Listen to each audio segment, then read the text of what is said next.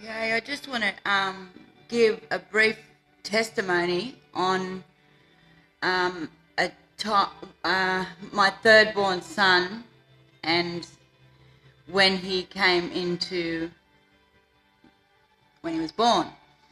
I'd already had two children. The births were absolutely horrific, resulting in emergency cesareans, after 3-day labours. So when I was, pregnant with my third, I was absolutely terrified. I was terrified.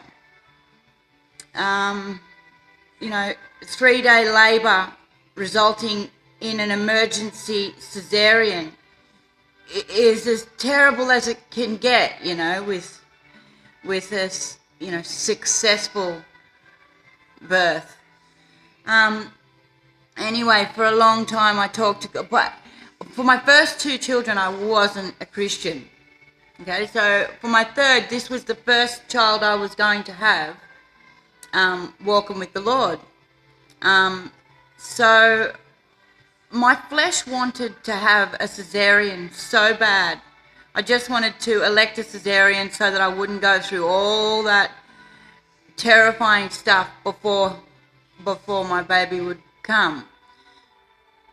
I wanted a cesarean so bad, but I had decided to just leave it with God. Now that I had faith in God, I thought He'll do this for me. He'll make this easy. He'll make this work. Finally, I'll have, a blessed birth. So despite all my fears, I decided to just, not opt for a cesarean and go through with it.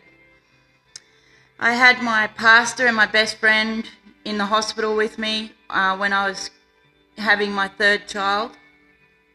And again, I had a 2-day labour, absolute agony, resulting in an emergency cesarean.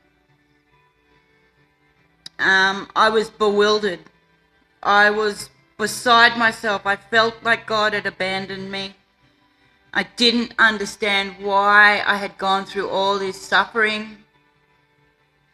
I just didn't understand it because I wanted things to go easy for me. It wasn't until days later that one of the nurses came and sat by my bed, and she was overwhelmed, and she said that, while I was laying there screaming in agony and my pastor and my friend were praying for me and I was just praying and loving Jesus, she said that the presence of God in that room was so big. So I took that in, and a couple of days later, a well-known atheist who had been there for the birth of my first child also, she came in and she was talking to me, and she said that what she saw and what she witnessed and what she felt in that room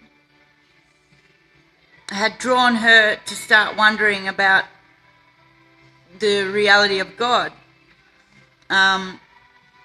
Anyway, when it came to, my celebration in the church, where my naming day for my child, I invited her, and because she was such a big part of all that, she came, and she came to the church celebration also and was able to be a part of that.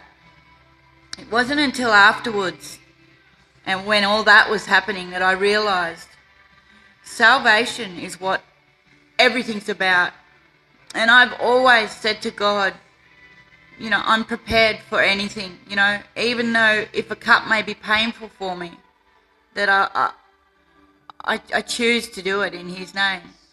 So had I not went through all of that suffering and that trauma and that horrible thing happening to me, these other women would not have witnessed what they witnessed, and what drew them in to starting to ponder the real, the truth of Jesus Christ. That happened through the pain that I endured, through the experience that I endured. And I just want to say that I wouldn't change a thing. Though it was agony, though it was absolute trauma, that was the perfect birth that I was praying for. I just didn't understand it at the time because I was looking at it through worldly, fleshly eyes. I just want to say that if things don't make sense, don't lose faith. God has got bigger things in mind.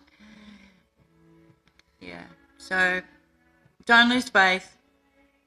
Always know that He is in control. He doesn't allow things to happen for no reason. There can be glory and glory and glory in every single thing when it's turned over to Him. Thank you.